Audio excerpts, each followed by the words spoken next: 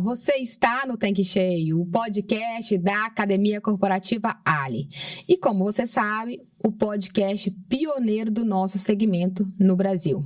Bom, desde 2020 a gente leva para você, revendedor, revendedora, conteúdos do nosso negócio, seja posto, seja loja, seja troca de óleo. E a gente faz sempre convites de consultores do mercado, renomados, que vão dividir conosco nessa bancada assuntos do seu dia a dia. E hoje eu estou aqui com um convidado muito especial, pela primeira vez aqui na bancada do Tanque Cheio. Eu estou aqui com o Roberto James, conhecido como RJ. O Roberto James, ele é palestrante, especialista em comportamento do consumidor e autor do livro que dá o nome ao episódio que eu trouxe aqui para você conhecer, que é O Consumidor Tem Pressa. Corra com ele ou corra atrás dele. Bacana. RJ, seja bem-vindo aqui na nossa bancada pela primeira vez. É uma honra receber você aqui. Eu tenho certeza que o papo de hoje vai ser muito bom. Poxa, eu que agradeço o convite, cara. Estou muito feliz de estar aqui nesse super podcast. É um desejo muito grande que eu tinha de estar compartilhando um pouco aqui com essa turma de revendedores incríveis da Ali. Então, estou muito feliz e espero que a gente possa contribuir aí um pouquinho com essa revenda maravilhosa. Bacana, RJ.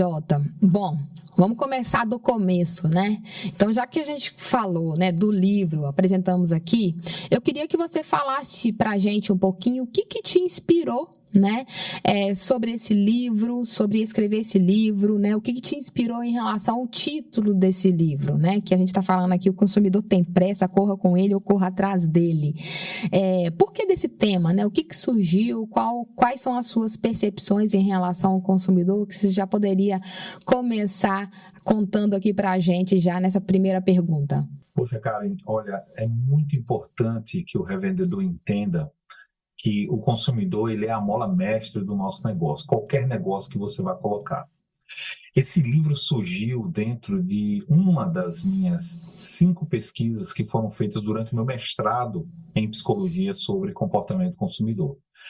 E eu pude identificar que existe um momento de mudança no comportamento do consumidor em que ele se torna um pouco mais apressado em relação a alguns setores, algumas formas de consumir dentro desse processo de escolha, por exemplo, e que se o varejo não for atrás, ele vai acabar, se não correr junto com essas mudanças, ele vai ter que sair correndo atrás do consumidor. Esse é o primeiro livro no Brasil que fala sobre comportamento do consumidor dentro dos postos de combustíveis e lojas de conveniência. Então, é o primeiro livro que está abrindo aí esse mercado para a literatura, entender que o segmento de postos de combustíveis, sempre colocado ali do lado, sempre pressionado pelas questões governamentais, hoje ele faz parte do varejo e como varejista, o revendedor tem que se municiar de conhecimento. Então o livro está abrindo essa porta, está trazendo conhecimento para líderes, gestores, equipes e principalmente para o revendedor, para ele entender como o principal gerador de receita do seu negócio pensa, como ele decide, como ele escolhe, né? Como é que se passa na cabeça dele o processo de decisão ou de escolha, aonde ele vai abastecer, onde ele vai comprar o leite, onde ele vai comprar o pão, né? Onde ele vai trocar o óleo do carro, onde ele vai fazer aquele lanche da tarde, onde ele vai tomar o seu café. Então, esse é um ponto crucial do meu processo de pesquisa e que culminou aí nesse livro que traz, além da história por trás dessa evolução do comportamento de consumo, traz também exemplos do dia a dia, mostra na prática o que o revendedor precisa fazer para que ele possa estar mais conectado com o consumidor. Eu acho que a gente poderia resumir o livro com essa expressão, é uma forma de se conectar mais com esse novo consumidor, empoderado, conectado, consciente e cada vez mais já sabendo entender do produto, entender do que ele quer e tornando esse produto fim, né, o produto que ele vai adquirir, como um coadjuvante. Hoje, o processo da jornada, a experiência do consumidor, né, que está dentro da jornada de compra, ela é muito mais relevante do que o produto em si, quando ele vai comprar. Bacana, RJ. Na sua fala, né, você até comenta, né, você propõe essa ideia de que o consumidor ele está apressado, né? E de fato a gente percebe muito isso no dia a dia, nos postos, principalmente esse comportamento de agilidade, de pressa, né? Tem que fazer correndo e tudo, as atividades aí do dia a dia do posto. Mas a gente não percebe isso em outros tipos de varejo, como por exemplo supermercado, enfim, outros serviços. Na sua opinião, né, por que nos postos esse comportamento, né, apressado, de pressa, ele é muito forte, né, do que nos demais, nos outros varejos? Olha, excelente pergunta, Karen. Veja que o consumidor ele tem muita pressa nos postos de combustíveis, ele não consegue esperar 1 minuto, 2 minutos para ser atendido, ele sai com o seu carro, vai procurar outro posto, mas ele passa 40, 50 minutos na fila de uma clínica, na fila de um supermercado, né, na fila de um cinema para entrar, né? A gente vê isso o tempo todo nos shoppings, né? Então, qual é o ponto que diferencia esse consumidor? E isso está, Karen, dentro do processo de escolha dele. Eu descobri na minha pesquisa, eu consegui qualificar isso, né? O termo consumidor secundário, né? O consumo secundário. E o que é o consumo secundário? É aquele consumo que você não tem prazer em fazer. Olha só a diferença. Quando a gente vai numa pizzaria, a gente vai comer pizza, a gente vai com aquela vontade e de saciar aquele desejo de matar a fome, de comer algo saboroso, de tomar uma bebida, de conversar com os amigos ou com a família e aquela questão do divertimento. Isso não acontece nos postos de combustíveis, porque o consumidor ele não consegue enxergar valor naquele produto que ele não vê, que ele não cheira, que ele não usa, que ele não se alimenta. É bem diferente do processo do consumo de um bem, como um celular, como uma roupa. Então, esse consumidor, ele enxerga esse tipo de consumo como uma obrigação. Ele tem que. Ninguém nunca chega e fala para você, hoje eu vou, poxa, que bom, hoje é dia de eu abastecer o meu carro. Os consumidores não pensam nisso. O que ele pensa? Eita, eu tenho que abastecer. Ou como eu, por exemplo, que faço parte daqueles que só andam na reserva, sempre vou abastecer quando eu estou na reserva. Então vai aquele plim lá do carro e aí ele vai e anuncia que está na reserva e você pensa, poxa, eu preciso abastecer. Nesse momento, começa um processo de escolha que já vem condicionado a várias informações que você tem dentro da sua mente. Então, a questão da localidade ela é muito relevante nos postos de combustíveis exatamente por causa disso, cara. Porque as pessoas decidem abastecer no momento em que elas sentem que essa necessidade, que elas são obrigadas a fazê-lo. Ela não faz por uma satisfação pessoal, e um pouco mais na frente a gente vai poder até falar um pouco sobre como é que a mente entende isso, como é que isso reflete dentro do comportamento de consumo geral. Por isso que o consumidor, quando ele vai num posto, ele é impaciente, ele tem pressa, porque aquilo é uma atividade meio, né? Não é uma atividade fim. Você abastece para ir à escola, você abastece para ir ao trabalho, você está indo para a casa de um familiar, você está voltando de uma festa, você está iniciando uma viagem. Então, sempre nesses aspectos é o que vai determinar essa velocidade. E aí a gente pode enxergar, cara, uma oportunidade incrível para a revenda, porque os estudos mostram que entre 70% e 80% dos consumidores decidem o que comprar dentro da pista. Isso mostra que a equipe de vendas de um posto, ela tem um poder de influência gigante sobre o consumidor, de ajudar a entender, de ajudar a escolher dentro desse processo. Então, a primeira grande descoberta que eu fiz é que o consumo em postos de combustíveis ele é um consumo secundário, é um consumo obrigatório, né? Ele tem que trocar o óleo do carro, ele tem que trocar o pneu, ele tem que fazer a lavagem, ele tem que abastecer o carro, porque senão o carro não anda. é diferente quando você vai comprar um som novo para o seu carro, né? É diferente quando você vai fazer uma viagem. Então, o processo de escolha ele torna o consumidor um pouco mais apressado e acelerado do que outros tipos de produtos no varejo, como você mesmo mencionou aí, Karen. Certo. E me tira uma dúvida, né? Eu já ouvi, né, você também comentar sobre essa questão de aplicativo, né, que é os aplicativos de fidelidade, como uma proposta de valor, né? Dentro de uma proposta de valor. E aí, eu queria que você falasse para a gente assim, como é que a gente encaixaria, né, essa questão de aplicativo de fidelidade, como é que eu encaixo isso na rotina do consumidor, né? Como é que eu faço esse link com geração de valor, já que o produto que eu abasteço nem sempre aquele consumidor enxerga valor, como você comentou, né? Ninguém sai de casa e fala assim, tô indo abastecer, que legal, né? A gente sai de casa e fala, tô indo no shopping, tô indo comprar alguma coisa.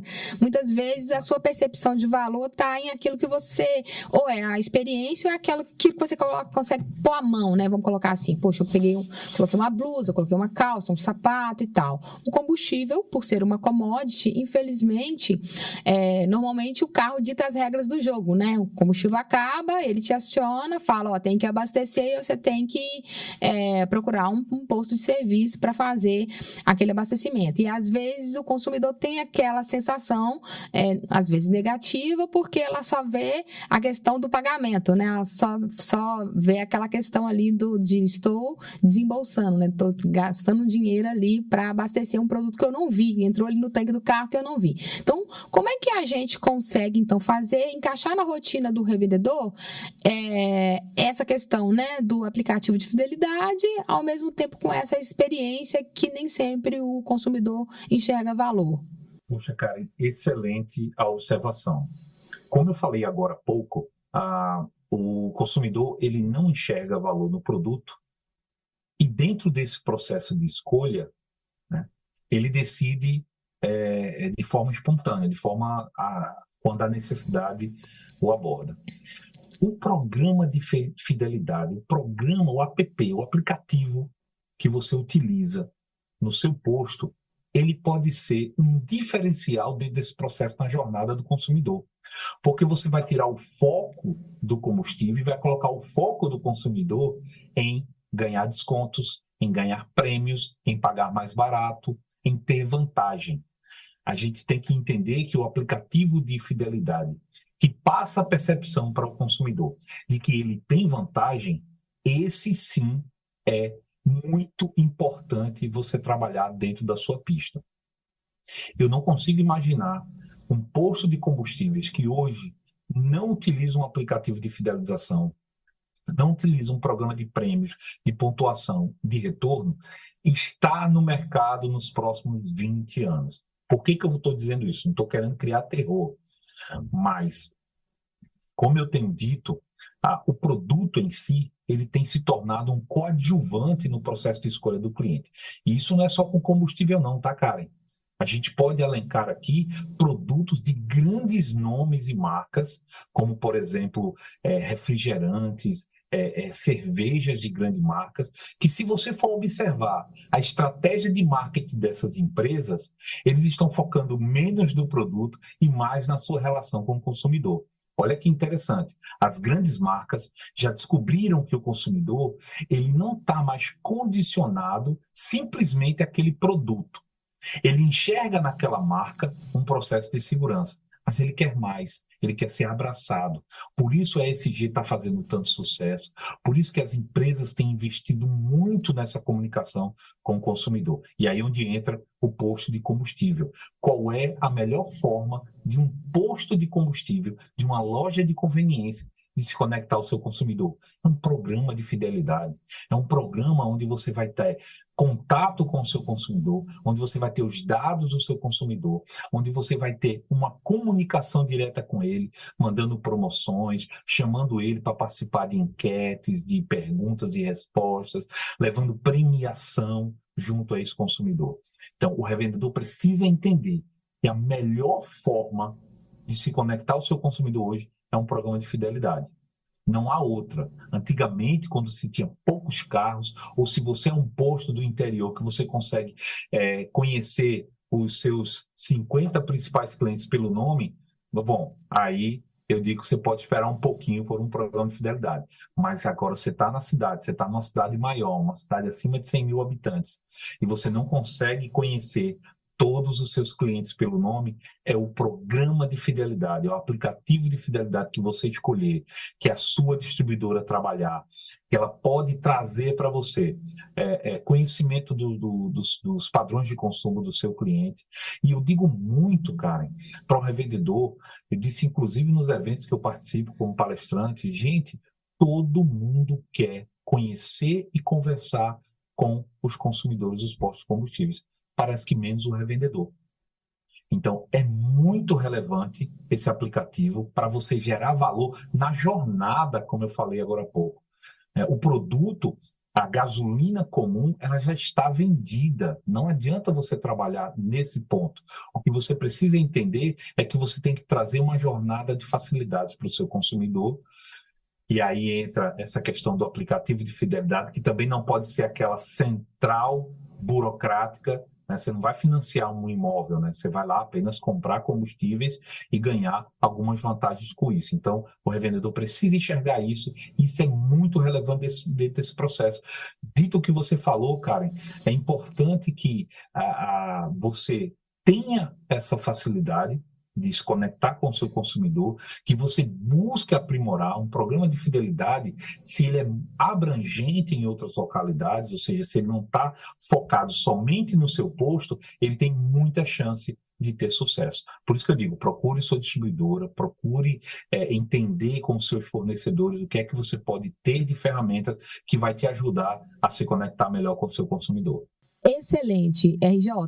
Agora eu queria que você falasse para a gente aqui um pouquinho, assim, como que você enxerga, né, esses aplicativos de compra nesse processo de escolha do consumidor, né?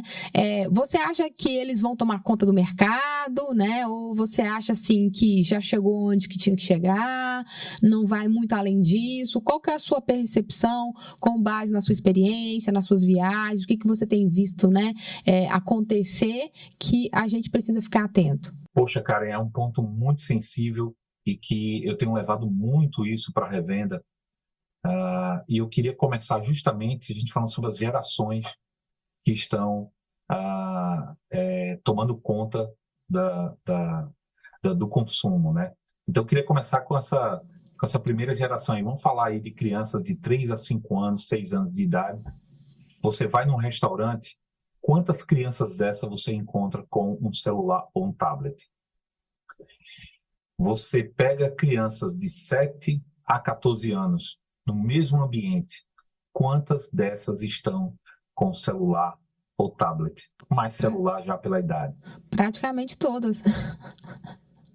Pois é, cara, olha só, essa legião de jovens que daqui a 30, 40 anos vão estar detendo o consumo, a gente fala aí que 60% 60% a 70% da renda está entre 50 e 70 anos de idade, então daqui a uns 40 anos de idade essa juventude vai estar mandando no consumo. Eles foram educados, eles cresceram encontrando produtos, encontrando divertimento, encontrando entretenimento no celular. Então, é difícil a gente andar contra essa maré. Por que que os apps de compra, eles são importantíssimos nisso? A partir do momento que eles trazem uma facilidade, eles trazem uma velocidade no processo de transação. A gente ainda está um pouco atrasado, cara.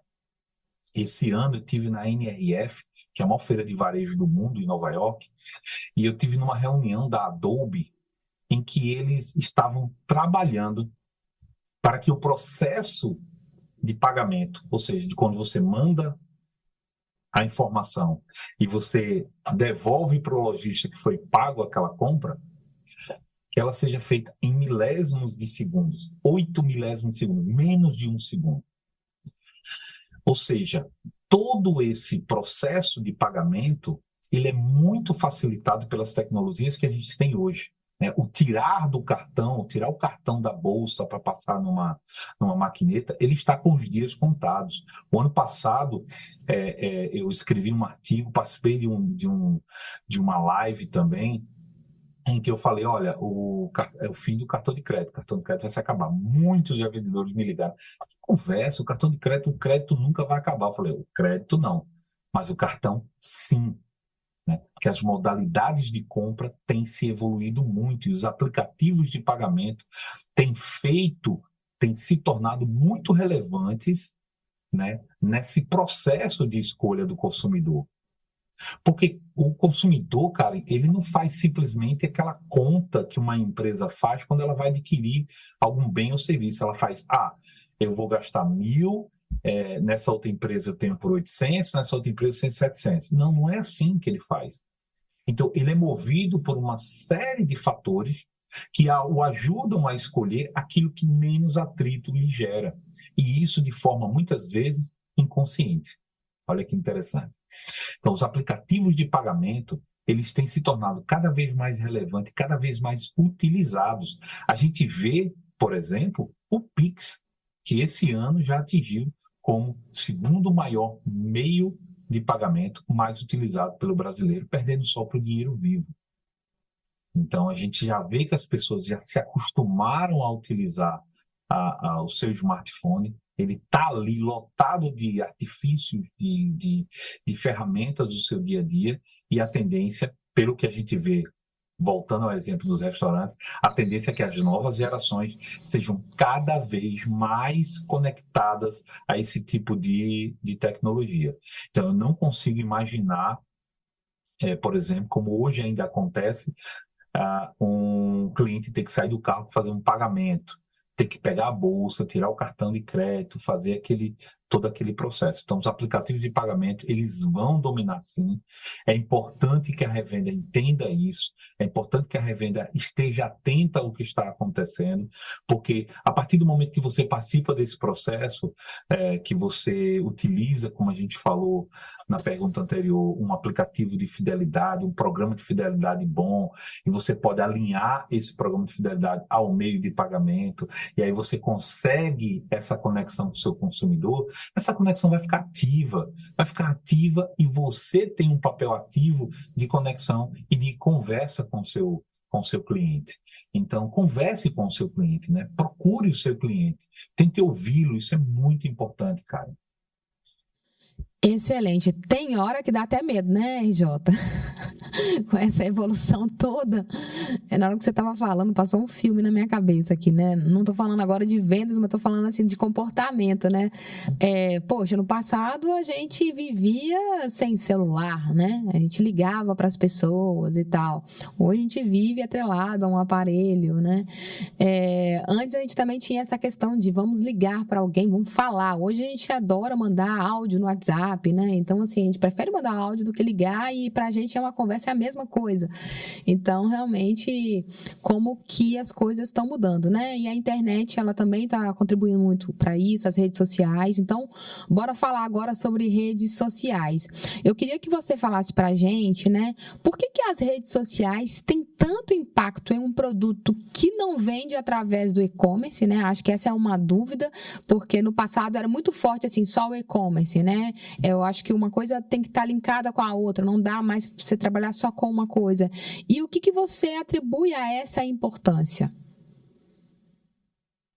Olha, Karen, voltando àquelas gerações que a gente comentou na pergunta anterior, as crianças entre 3 e 14 anos que hoje vivem grudados numa tela, eu não consigo imaginar, quando eles forem adultos, se eles vão ter a capacidade de escolha de algo que não esteja ali dentro daquele mundo. As redes sociais hoje ela é uma realidade enorme dentro da vida das pessoas, principalmente dentro dos jovens. E a revenda precisa entender que para que você seja visto, claro que é evidente e importante que você tenha um posto bonito, uma marca bonita, limpos, os frentistas bem arrumados. Mas essa geração, ela talvez não consiga enxergar você se você não estiver nas redes sociais.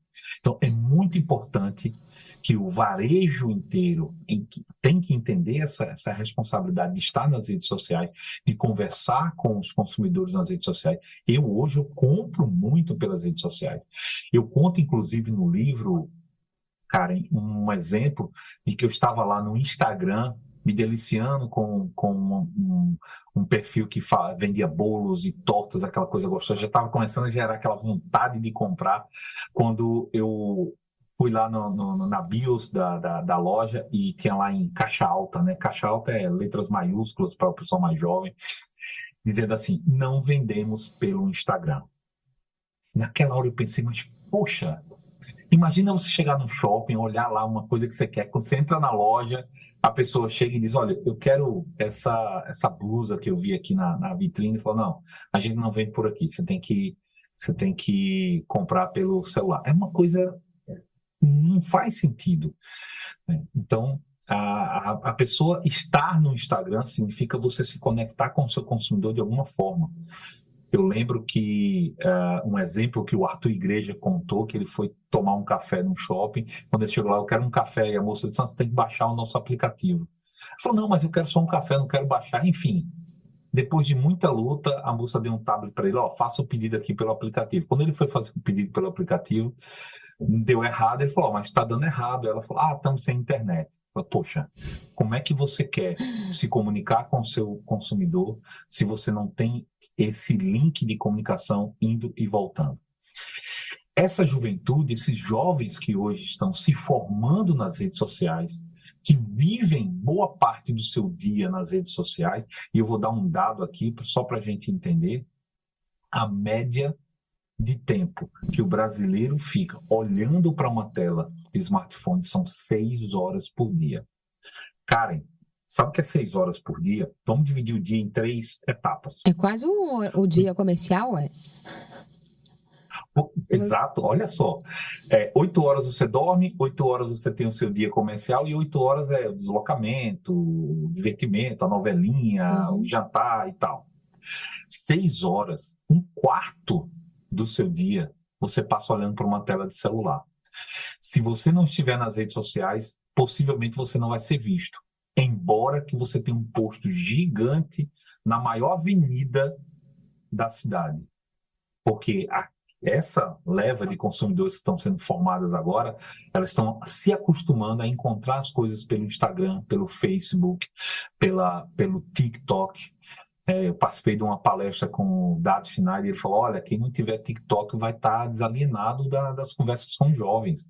E eu provei isso, eu fui lá, testei, eu tenho TikTok, eu assisto TikTok para tentar entender a linguagem, já fiz alguns testes com os jovens. Você sabe o que é isso? O pessoal sabe tudo. Então veja como é importante a gente entender dessas redes sociais. O posto está nessas redes sociais. Estar lá, Karen, não significa simplesmente você colocar placa de preço, você colocar promoção. Não é isso. É você levar entretenimento. O que as pessoas buscam nas redes sociais é entretenimento. Então, você tem que trazer algo legal, você tem que trazer informações legais. E o consumidor ele vai linkar aquele entretenimento, vai linkar aquele conhecimento à sua marca, né? Veja o trabalho que a Ali, que vocês fazem de comunicação de conteúdo para o revendedor. É algo assim, poxa, é algo que eu não consigo enxergar em outras companhias. E é algo muito relevante, porque você está levando conhecimento sem estar precisando ficar fazendo propaganda. Compre na Ali, compre na Ali, compre. Não é necessário. Porque é nesse ambiente que você está encontrando o entretenimento, é nesse ambiente que você está encontrando conhecimento, conteúdo, e é isso que vai reforçar a sua marca dentro da cabeça do consumidor. A máxima que a gente pode encerrar essa questão daqui a alguns anos, quando essas gerações agora forem a detentora do capital de compra, se você não estiver nas redes sociais, se você não tiver um trabalho ativo junto a essa turma, você não vai ser visto, eles não vão te conhecer. Beleza, RJ. Você comentou muito sobre essa questão do tempo, né? Do tempo que a pessoa fica na tela, né? E tal. Isso mostra muito esse comportamento mesmo de hoje em dia, das gerações futuras e tal, e como que a gente realmente precisa se adequar a isso. Então, com base nessa sua explicação, eu queria que você também falasse um pouco mais pra gente como que o revendedor ele pode trabalhar, né, essa questão do tempo do consumidor dentro da estratégia de vendas do posto. Poxa, cara, excelente. Olha, a primeira coisa que a gente tem que se tocar é que o posto de combustíveis não é um pit stop, não é uma parada nos boxes e também não é fast food. As próprias redes de fast food já pararam com isso. Falou, não, as pessoas não querem pegar, comer, sair e sair correndo, não. A gente precisa parar o consumidor, a gente precisa reter o consumidor dentro do nosso negócio. E aí eu vou remeter novamente à minha experiência na NRF, em janeiro desse ano, quando eu estava andando pela Quinta Avenida e fui visitar a loja da Nike. A loja da Nike é muito conhecida lá. E quando você entra nessa loja, é uma loja de vários andares, no meio, no centro dela, tem uma mini quadra de basquete, com uma cesta só, e um jogo interativo em que as pessoas vão lá, escolhem um tênis de graça e vai testar esse tênis dentro desse jogo. Cara, as pessoas fazem filas para poder participar disso. Eu questionei algumas pessoas, questionei tanto os jovens que estavam lá como os funcionários da loja. Eu falei, vocês não cobram por isso? Isso é tão legal, isso é tão divertido. Ele falou, não, o consumidor ele tem que testar o produto. E é uma forma de trazer ele para dentro da loja. Alguns dias depois, eu estava passeando pelas ruas de Nova York, aquela neve, porque quando neva o brasileiro vai para a rua porque adora ver a neve, né? E eu estava passando em frente, coincidentemente, em frente a essa loja. Era mais ou menos 8h30 da manhã. As lojas lá abrem às 9h. E eu vi uma fila imensa para entrar na loja. E o tempo que eu tive de tirar a luva, pegar o celular, aquele frio danado, né? Quebrando a gente ali e gravar, a fila deu a volta no quarteirão. Olha que interessante. Essas pessoas enfrentando frio, fazendo uma fila para entrar na loja para poder jogar. E a loja não estipula, ou seja, não é uma ação de compra e ganha. Compre um tênis e venha se divertir. Não, falar se divertir. Aí você tem o reforço da marca, aí você tem o tempo dentro da loja, você tem a visualização daquilo que acontece. É difícil você estar lá, o pai não vai ficar lá esperando uma fila, o filho, o cara acaba indo para os outros andares, conhecendo a loja. A personalização. Eu não sei se você sabe, Karen, mas qualquer produto da Nike você pode personalizar, colocar seu nome, colocar um emoji. Você chega lá, comprei um tênis, falou, a gente vai lá no terceiro andar, se eu não me engano, falou, eu quero personalizar esse tênis aqui, eu quero colocar aqui o meu rosto lá, e aí vai lá e faz essa personificação do produto. Olha a Nike, quem é a Nike? Um dos maiores produtos, as maiores marcas do mundo, quer que você personalize, que deixe do seu jeito o produto dela. Então, a revenda precisa aprender com esse varejo que ela precisa também tornar o ambiente um ambiente que eu posso chamar de instagramável, né? Então, sua loja tem um espaço para as pessoas tirarem fotos, você faz atividades durante os dias das crianças, a semana das crianças. Eu lembro de um posto no interior do Rio Grande do Norte que fantasiou os frentistas com super-heróis, Homem-Aranha, Superman, Mulher Maravilha, e as pessoas iam para lá, isso foi no carnaval, tá, Karen? As pessoas iam para lá, levavam as crianças fantasiadas para o posto de uma forma espontânea, porque, poxa, você imagina que no carnaval você está procurando entretenimento e você tem lá música no posto, você tem que abastecer o carro, seu filho está lá com aquela fantasia que você comprou e está lá todos os super-heróis tirando foto, brincando. Os frentistas pareciam celebridades nessa cidade, porque eles fizeram uma ação lá de 5 dias, né, que foi durante o carnaval. O que eu digo, o que eu quero dizer com isso? É que você atrair o consumidor para dentro do seu negócio, isso gera dentro das memórias que ele está arquivando ali, uma sensação muito gostosa e muito boa da jornada dele. Daqui a 6 meses ele vai escolher o seu posto para abastecer ele não vai exatamente lembrar, no carnaval eu levei meu filho lá e me diverti bastante, por isso eu vou abastecer nesse posto. Não, mas inconscientemente ele vai ser compelido, ele vai ser impulsionado a escolher aquele ambiente que ele sente bem, que ele gosta de estar lá, porque ele se sente à vontade naquele ambiente e muitas vezes não sabe por quê. Cerca de 78% das decisões de compra são inconscientes. Alguns especialistas chamam lá de emocional, é uma decisão emocional. Não necessariamente emocional.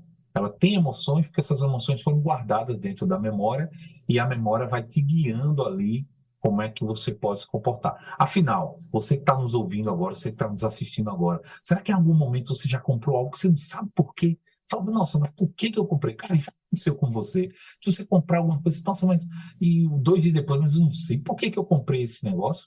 RJ, isso acontece sempre, né? Você estava falando aí, eu estava até brincando, eu estava mentalizando aqui um aplicativo que tem até meme para ele, que é o da Shein, né? Que é assim, você não conhece ninguém da Shein, né? Você não tem uma loja da Shein, mas o aplicativo está o tempo todo conversando com você, o tempo todo está te instigando a comprar ou favoritar, ou se aquilo acabou, já te lembra que voltou para o estoque, entendeu? Então, assim, é impressionante. Mas, sim, eu já comprei itens que depois eu falo assim, poxa, por que eu comprei isso, né?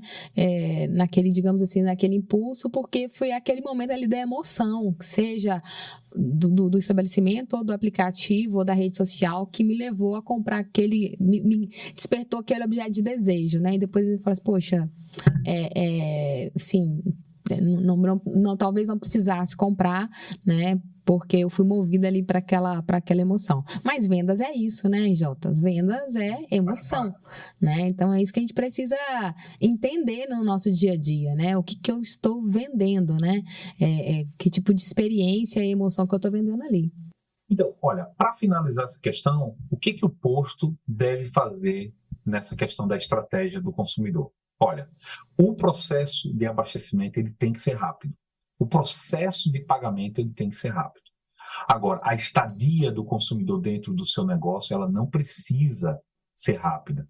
Então, é convidar o consumidor para conhecer a loja de conveniência, um voucher de café, trazer experiências, utilizar o calendário de atividades. Nós temos um calendário de atividades durante o ano cheio de temas que você pode utilizar dentro do seu posto, dentro do seu negócio, né? Então, é fazer com que o consumidor tenha segurança em estar lá, goste de estar lá no seu estabelecimento, tenha produtos e serviços agregados ali. Eu costumo dizer, Karen, para os revendedores que ele tem que ter mentalidade de shopping ao alugar as salas e os espaços dentro do posto. O que é o shopping? Se você chegar lá e quiser colocar um andar inteiro cheio de cafeterias, o shopping não vai aceitar. Tem uma quantidade máxima de cafeterias que podem, tem uma quantidade máxima de lojas de roupa que podem, tem uma quantidade máxima de lojas de entretenimento que podem, porque não adianta, ele precisa mesclar, ele precisa atender uma gama muito grande de consumidores, de necessidades e desejos diferentes. O revendedor não pode olhar aquela sala, aquele espaço que ele tem, simplesmente da abordagem do aluguel. O aluguel é bom, é importante, mas o fluxo que se gera é muito maior. E o revendedor precisa entender também, dentro disso, Karen, que o fluxo é dele. É ele que traz o consumidor. Então, ele tem que ter essa mentalidade de shopping ao organizar. Então, quais são os produtos e serviços que o meu consumidor mais gosta, mais consome? Você não sabe? Então, você não está utilizando um aplicativo de fidelidade, você não está fazendo pesquisa com o seu consumidor, você não está perguntando a ele. Alguém já perguntou por que você gostaria de comprar aqui no meu posto? O que você gostaria que tivesse aqui no posto para facilitar a tua vida? Poxa, eu costumo ir em algumas redes de supermercados e todas as vezes que eu vou, quando termina de passar as compras, o caixa olha para mim e pergunta, faltou alguma coisa? Eu digo, faltou isso. Ela anota. Só quer um retorno? Eu te dou um retorno quando esse produto chegar. Se as grandes redes de supermercados, as grandes empresas né? Você vai numa rede de fast food mais famosa do mundo, o McDonald's, você chega lá, quando você termina, atrás do cupom tem lá uma pergunta, ó, entra nesse site e me diga como é que foi o atendimento que eu vou te presentear. Se essas grandes empresas, grandes marcas estão preocupadas com isso, por que o posto não tem que estar preocupado com isso? Então, tem que estar na estratégia do posto esse tempo do consumidor, né? Como é que eu vou diminuir o tempo das tarefas chatas e ruins e vou aumentar o tempo, vou trazer entretenimento para ele. Na minha loja de conveniência, olha, tem um espaço lá, essa é a semana da criança, por exemplo, ou Natal, você vai lá tirar uma foto lá de Natal com sua família e tal, marca o post e você ganha um cupom de desconto na próxima vinda, e uma série de fatores de marketing que você pode fazer dentro dessa estratégia, que você vai criar ali um vínculo maior do que o seu consumidor, do que simplesmente a venda do combustível, cara. É isso aí. Excelente, RJ. A gente sabe que esse conteúdo ele é extenso, é muitas informações para dividir aqui com a nossa audiência, né? E a gente até optou aqui por dividir esse episódio. Essa é a primeira parte, nós vamos continuar e vamos ter a segunda parte na próxima semana, justamente para que a gente consiga sanar aí mais dúvidas da nossa audiência, dos nossos revendedores e revendedoras. E antes da gente encerrar esse episódio, eu queria te fazer aquela pergunta do milhão, né? Que está ligada a preço, né? Para o consumidor, né? Essa questão do preço baixo, de fato, é algo que realmente é decisivo nesse processo de escolha desse consumidor, desse cliente que vai até o nosso negócio? Olha, Karen, é um excelente tema para a gente encerrar e concluir essa percepção de tudo que a gente falou hoje aqui, né? Sobre a questão da escolha do consumidor. Quando eu trago esse assunto para a revenda, é um pouco polêmico, mas eu vou dividir aqui em duas etapas. Primeiro, não. O consumidor ele não olha para preço. Todas as pesquisas, todos os institutos, todas as empresas que pesquisam, identificam que o preço ele não é relevante no processo de decisão. É diferente de quando você faz a pergunta para qualquer consumidor se o preço do combustível é caro ou não. É evidente que vai ser caro. Eu costumo dizer, cara, nas minhas palestras, o seguinte: olha, se você chegar para o teu consumidor e dizer, a partir de hoje, a gasolina vai custar R$0, você que é meu cliente, você não vai pagar nada. Sabe o que é que o consumidor vai dizer, cara, na hora para o revendedor? Ele vai perguntar o seguinte: e você não entrega, não? Você não entrega isso em casa, não? Tem que vir aqui buscar? Esse é o consumidor. É o consumidor que, quando ele é compelido, culturalmente aqui no Brasil, a gente reclama de tudo. Faça o teste, vá numa fila de supermercado, olhe para o lado das pessoas que estão lá e fala: nossa, mas como tá caro? Aí o bate-papo vai rolar até você passar pelo caixa de que tudo é caro, tudo no Brasil é caro, isso em qualquer setor que você vá. Mas onde está o preço no processo de decisão do consumidor? Olha, no produto que ele não enxerga valor, é claro e evidente que ele precisa entender a questão da vantagem que a gente falou lá quando a gente está falando sobre app de fidelidade. Quando o consumidor entende que está na vantagem, ele se sente bem com a escolha, com a decisão que ele tomou. Então, você focar no preço é um modelo de estratégia, tá certo? É importante a gente deixar bem claro que estratégia de preço ela é relevante, sim, só que ela não é parte fundamental no processo de decisão. É só você fazer o seguinte teste, que eu vou fazer um desafio agora para a audiência do Tanque Cheio. Olha, pegue seu gerente, peça para ele que na abertura de turno, pegue uma prancheta e uma caneta e converse com os 10 primeiros clientes, os 10 primeiros consumidores que entrarem no seu posto. Ele vai chegar lá com a pranchetinha e vai dizer: senhor, senhora, eu estou fazendo uma pesquisa aqui e gostaria de saber sua opinião. É apenas uma pergunta, o senhor gostaria de responder? Ele vai dizer: claro, posso responder. Por que o senhor veio abastecer no meu posto? E aguarde a resposta. 10 primeiros clientes. Desses 10, eu quero que você me diga depois Quantos deles disseram, eu vim aqui porque esse é o posto mais barato da região? Faça essa tentativa. Chame seu gerente, chame sua equipe, faça esse teste. Porque muitas vezes a gente é compelido a mexer em preço porque fulano falou, porque fulano disse, e a gente não está escutando, Karen. O principal é o nosso consumidor. Agora, a gente tem que saber perguntar. Porque ao falar de preço sempre vai estar caro. Ao perguntar sobre o preço sempre vai estar caro. Mas dentro do processo de escolha do consumidor não está a questão do preço. Vou dar um outro exemplo. Um estado aqui do Brasil, não vou dizer qual, criou o aplicativo Menor Preço. Acho que era esse o nome do aplicativo. Quando ele criou esse menor preço, ele disse, olha, é para o consumidor escolher o posto pelo menor preço. E eu disse na época que o aplicativo não ia pegar. Sabe por que não pega, cara? Porque o consumidor, como eu já disse antes aqui no começo do nosso podcast, o consumidor ele não planeja o abastecimento. Não faz parte da rotina estratégica dele, ou seja, da agenda dele, o abastecimento.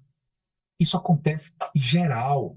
Um grande exemplo é você perguntar para o revendedor quantos consumidores enchem o tanque quando eles vão nos postos de combustíveis. É a prova de que o consumidor ele não planeja. É diferente quando você vai viajar, quando você trabalha com o carro que você precisa utilizar o carro o dia inteiro, se deslocando. Esse tipo de cliente, de consumidor, ele faz o seu planejamento sim, mas o consumidor normal, o consumidor geral, né, aquelas pessoas que não vivem do trabalho do carro, que não vivem de frete, não vivem de táxi, de Uber, ou seja do que for, eles não utilizam essa estratégia de planejar abastecimento, e essa questão do preço não se torna relevante.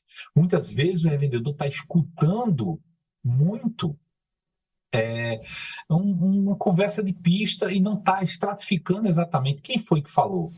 Muitas vezes é aquele cara que trabalha com Uber que chega lá e fala, olha, teu posto tá caro, porque eu encontrei preços mais baratos.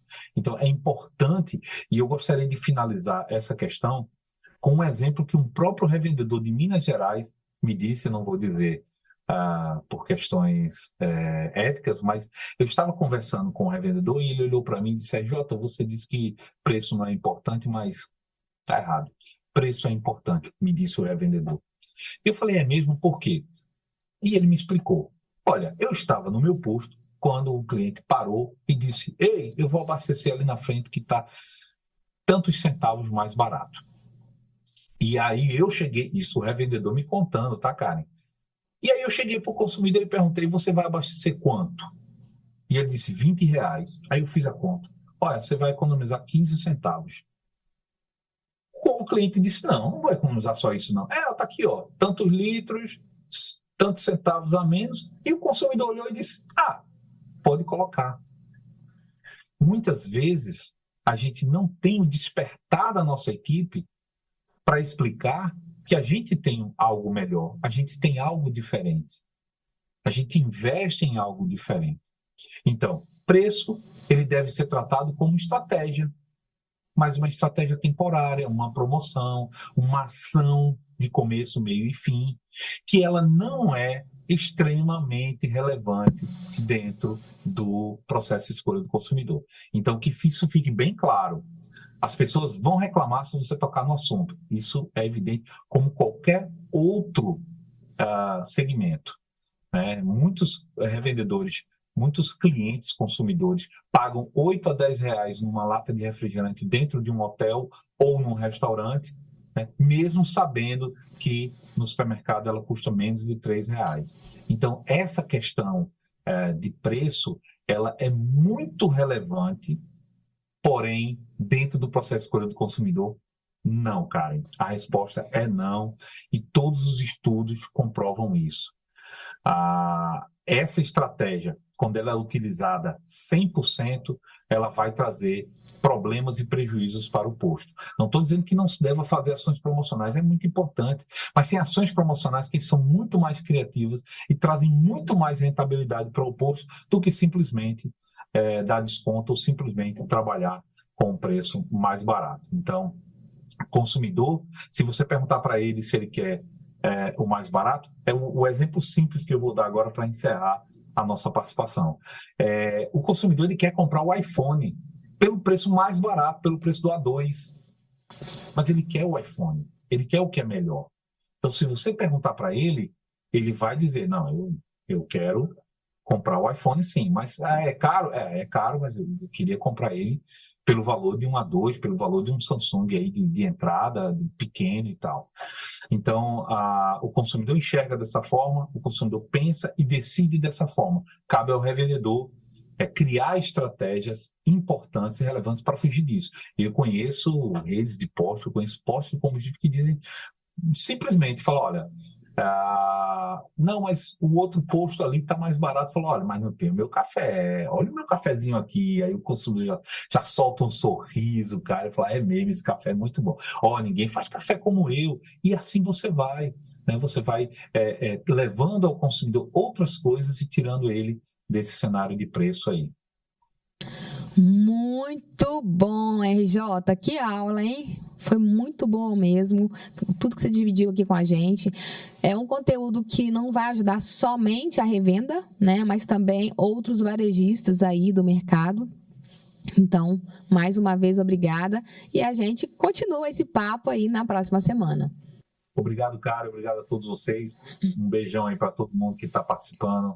Até a próxima. Pessoal, então é isso. Por hoje é só, mas não perca o próximo episódio com o RJ para a gente poder dar continuidade a esse papo que foi muito importante, tá? Então até a próxima semana. Tchau, tchau.